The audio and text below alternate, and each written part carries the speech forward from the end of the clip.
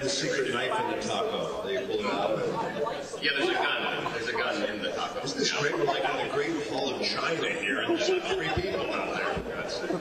Please make room. Move back, please. All right, where the heck at the party? You guys can come forward if you want to come to the front seats. Where do you have a question? There you go. Each one of you, name your favorite Bond.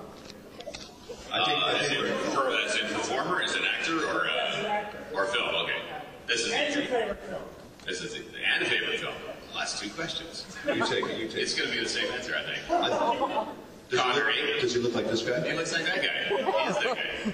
Sean Connery, Goldfinger, that's it. Yes. That's the tops. Yeah. Of course.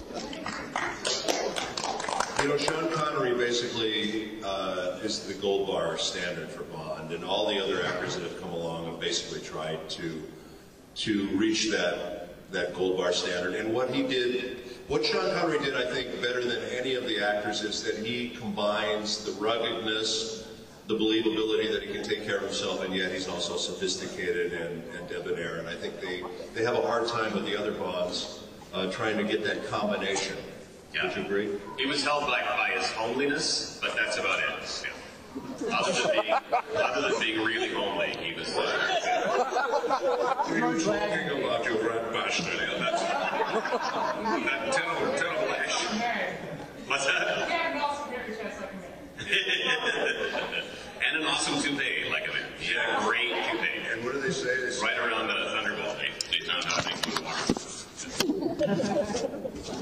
That was the guys who actually did the Ivan Tors, who did all of the the dolphin. What was that? Flipper.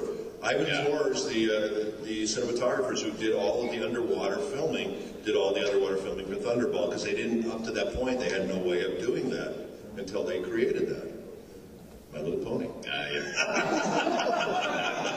Not sure why you had But I digress. Not sure why you had to bring attention to that, but So let me ask you this, Daran, since we're both huge Bond fans. All right. What was the first Bond movie you ever saw, and how did that affect you? Wow. I can't really recall what the first one was, but when I was a kid, I started reading the books. I'm like 11, 12 years old, because I would go to thrift stores and secondhand stores, and they had all these paperbacks. You could get all the paperbacks for like a nickel.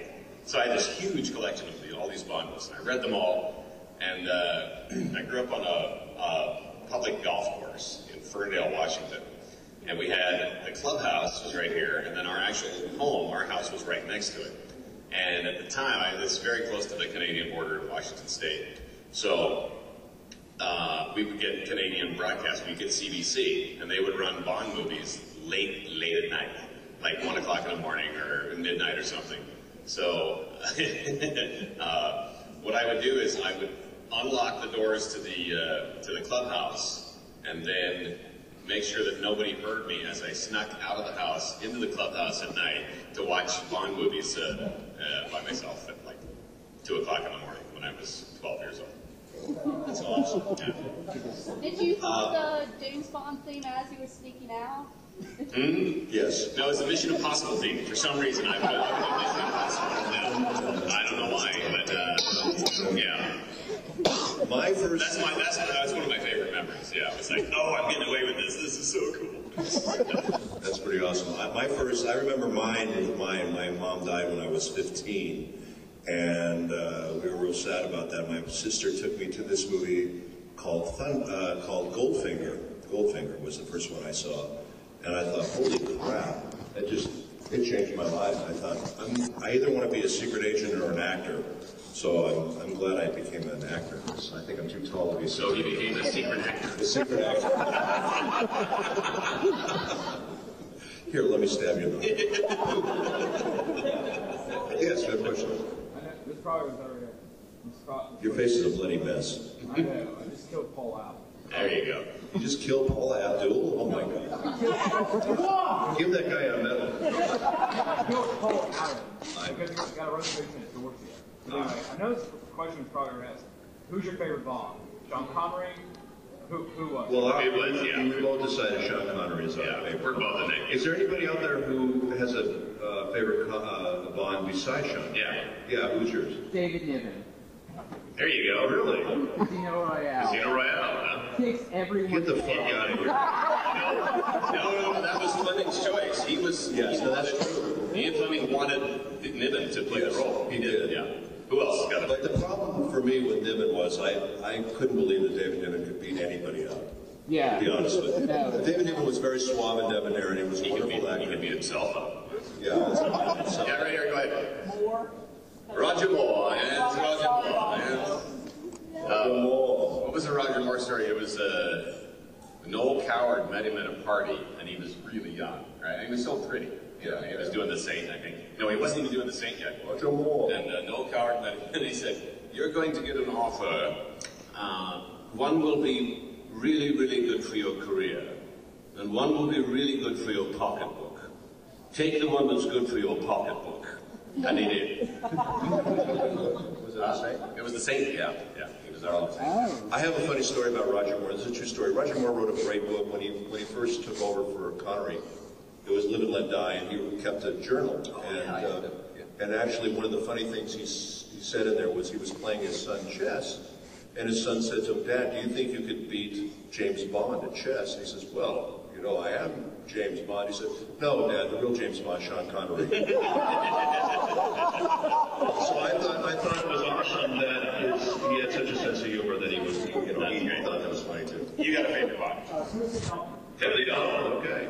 All right. I liked him to I did too. He was a terrific actor. And the thing I liked about him was, calm down, it's All okay. right. Let this guy's coffee off, for God's sake. We got a whole hour. This is my 13th. The thing about Timothy Dalton that I liked about him was that he kind of brought, oh yes, good, thank you for the thimble of water. He brought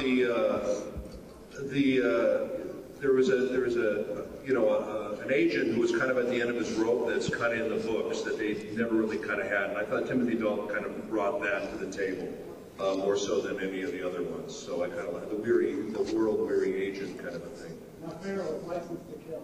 Yeah, that's interesting. Mine was Living Daylights. I like that one. I thought that was a good one. I didn't like License to Kill because it had Wayne Newton in it. So. What do you mean? That's one of the greatest Bonds of all time, with Wayne Newton in it. There's nothing wrong with that. He's my best friend of now.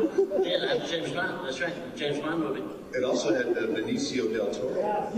His first film appearance. He was awesome as the bad guy, and he continued on and wanted to do more bad guys. Well, anybody else have a yeah? Pierce Brosnan. Okay, Pierce Brosnan. Yeah, I thought he did a nice job. You know, Pierce always talks about that he wanted to do a gritty Bond, that he wanted to do a down and dirty gritty Bond, and they never would allow him to do it. And then as soon as they canned him, they brought in Daniel Craig and did a gritty Bond. So I thought that was kind of interesting. You know, it's kind of sad. But, Anybody else got a favorite other than those gentlemen? No one's going to go with Lazenby? No one's going with Lazenby. No. No, nobody else. I like it a little We bit. like it. I played golf tournament with George, and he said that before he got involved, he didn't really even know any actors. He'd never been in the film. He'd never been in the TV. I don't think he'd even done like a TV commercial. But he wasn't sad about it or anything. So the producers called broccoli called him because he was a model. I actually had 5 drinks with him at a convention. It was fun. He told me the whole story how he got the part. yeah. Ellen was there too. Yes. Are you looking at me askance? You'll have a chance to come to your idea about James Bond. Actually, what's the guy who does all the crazy movies? Sacha Baron Cohen. No, not that crazy. Those are crazy. Quentin Tarantino. Quentin Tarantino wanted to do Casino Royale because actually, see, I hated the parody. And the reason they did the parody was because they couldn't get Connery. They asked Broccoli and Saltzman if Connery would do their version because they had the rights to that one book. And Broccoli and Saltzman said, no, you can't have our James Bond. So they figured if they can't get Connery, they're going to have to make a spoof or a parody of the movie. So that's why they made it into a silly movie.